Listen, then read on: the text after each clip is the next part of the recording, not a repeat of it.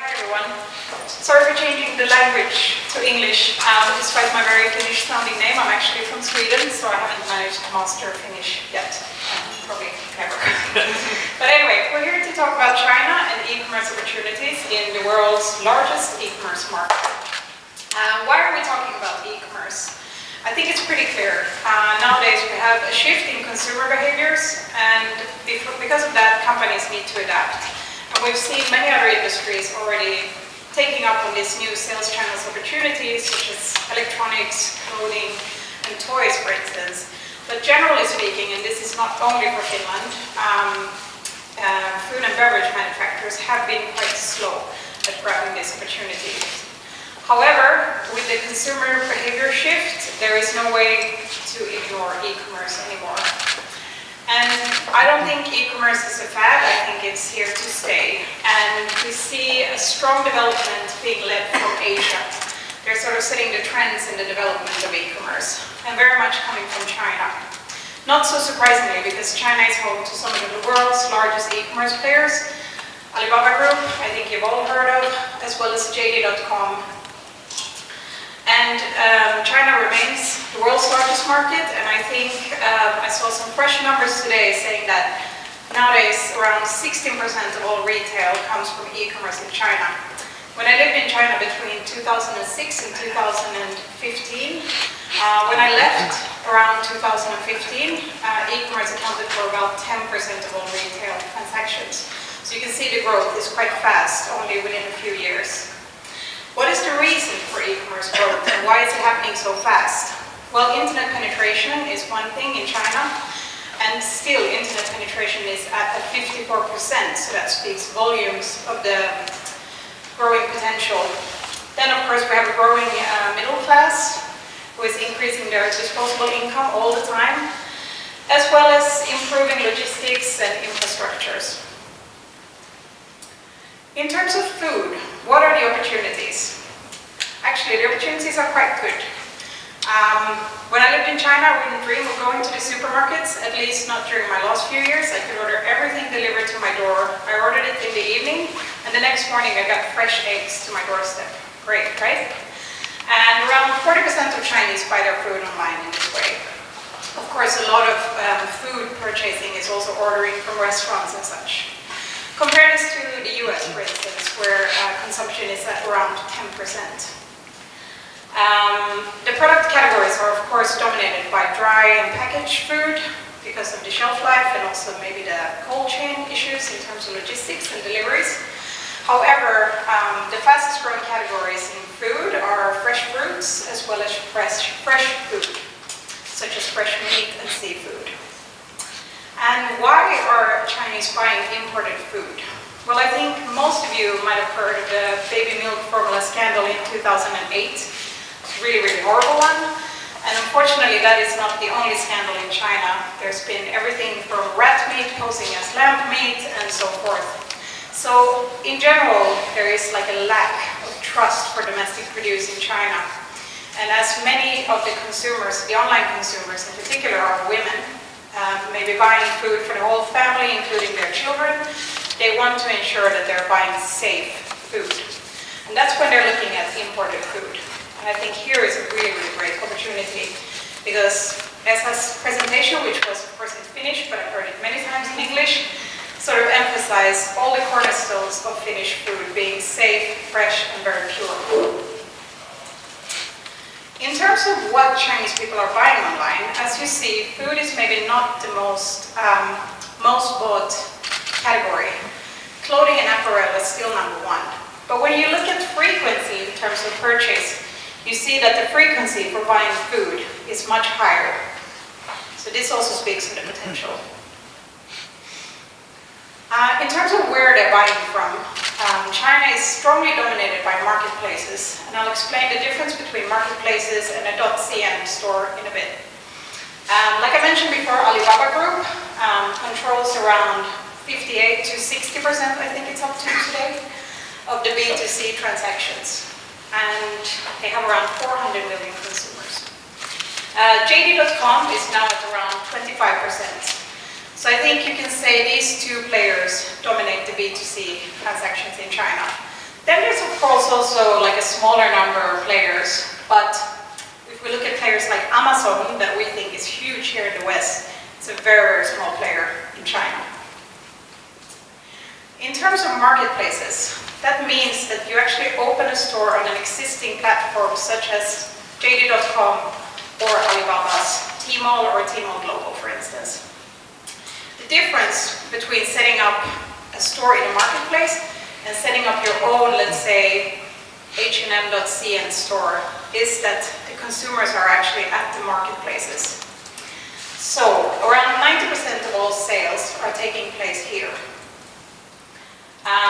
And this is also where most companies are listing many of their SKUs. When you see this picture, you might wonder why would somebody even bother to set up a .cn store. But actually some brands do. When you set up a store on a marketplace, you're sort of in the infrastructure of the marketplace. It's very, very hard to build loyalty with your consumers. The amount of data you get about the consumers is also limited because all that data belongs to the marketplace. When you have your own brand store, you can do a full assortment and you can also sort of build your loyalty in your CRM. So I would say for big companies, having both of these options would be good. But for smaller companies, maybe being listed on a marketplace would be a better idea than setting up your own store, because many people are not even going to find your own store. And then who is buying? I think I already mentioned that women are the #1 shoppers in China. They have even a term for it called she-commerce, because the general shopper is a fairly young woman. She's often a mother, and she has about a monthly income around 1,500 euros. And why is she buying? Well, of course, convenience. She can buy anytime at any place. She can compare prices, which is a very big drive for e-commerce. Price is, of course, very important still in China.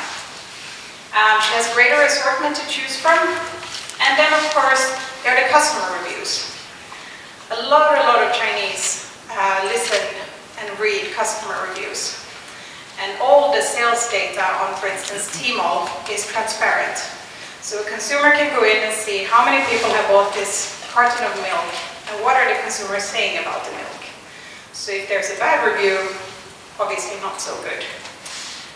And then, of course, customers also trust these platforms. Like I said, there is this unfortunate food scandals happening in China all the time. So therefore, people are kind of wary of where they're buying their goods from. In terms of market access and different business model of how to access the market, I would say there are, of course, many ways. However, there are two main differences. You can sell domestically in China. This is a model for maybe when you have your office in China, you have registered your trademark in China, and you have a local office who can support the operational sales and the post sales. However, if you don't have that, you can still sell, and you can sell cross-border. With cross-border, I mean you sell from Finland straight to the Chinese consumer. You can still use a marketplace, such as, for instance, Tmall Global or JD Worldwide, and you do the fulfillment either directly from Finland per package, per consumer, or you use, if you want to sell larger volumes and maybe you want to shorten the delivery time, you can use a bonded warehouse in a free trade zone. However, this is maybe not a great volume sales channel because you're shipping individually per consumer. If you want to do larger volume sales, I would say the domestic model is the way to go.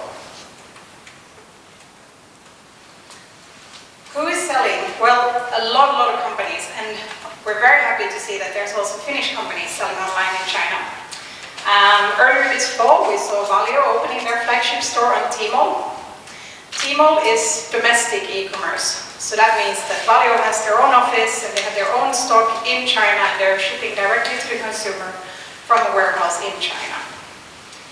They only have 2 SKUs for the moment, but hope it can grow soon. Then we had, at the end of September, Finland, one of Finland's largest retailers, Kesko, opening their flagship store on Tmall Global. This is a different model. They are shipping from Finland to China, so they're selling cross-border.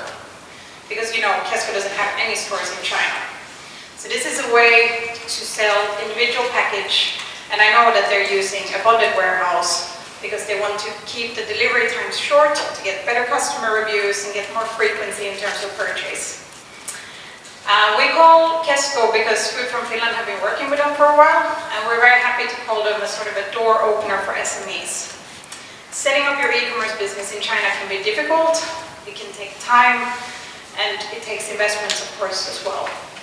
And Kesko are selling not only their own products, their private label products, but they're also selling products from SMEs like Kiantama, for instance. So this is a new shop, but we're hoping that it can grow a lot in the future. Then we also have companies selling on JD.com. Here we have, of course, Valio selling. We also have Million Paras, which have been active in China now for about a year and a half. They're not only selling online, they also are listed in stores like Carrefour and more traditional retail channels. But it's very nice to see that they're selling also on JD.com. And then we have a beer company called Malaskoski. They're selling their Finnish brew together with a partner in China, Panda Brew. In terms of e-commerce and marketing, it's worth mentioning that e-commerce is highly marketing driven. If you think that you normally invest around 10% of your revenue back into marketing, in e-commerce I would say the minimum would be 25%, and many companies invest up to 50% back into marketing. Brand strategy, digital content and design is of course key drivers to successful e-commerce. However, also identifying your customer needs and maybe listening to them is also key. When it comes to Tmall, for instance, it's not only a marketplace where you sell products, it actually also works sort of as a search engine because people can search for your products online. So content on these marketplaces are really, really important. As you know, if you're selling on a marketplace, you're limited to the infrastructure of the marketplace. You can also do additional marketing on social media channels such as Weibo and WeChat. And many, many companies are using these channels, actually including Food from Finland. So about a month ago, or a little bit more, we launched our own channels on Weibo and WeChat. I'm not sure if you know, but Facebook, Twitter, Google, they're all blocked in China. And if people access them through a VPN or through Hong Kong, they don't have such a great followership. So WeChat is sort of a mix between WhatsApp and Twitter and Instagram. It's a bit of everything at once. Has around 900 million users, and we just opened a Food from Finland account there to sort of enhance the Finnish brand story and to highlight all the Food from Finland clients that we have that are selling online in China. Weibo is like a Twitter, so it works slightly differently, but we still use it for the same message. In China, we also work with Baidu, which is the equivalent to Google, because doing SEM and SEO on Google wouldn't be worth it at the moment. And then we work with key opinion leaders. This is what we call influencers or bloggers here in the West. These people are very, very powerful in China, and they can sort of make or break your brand.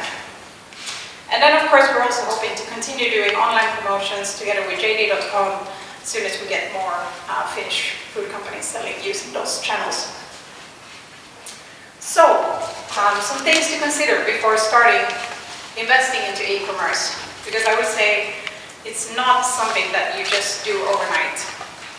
First of all, are your products suitable for e-commerce? Fresh products are still facing difficulties in terms of logistics. Is there a demand for your product in China? Are people already buying your products? Are they actually legally okay to export to China? Because a lot of products require protocols if they are from animal or plant origin. Are you going to sell cross-border or are you going to sell domestically?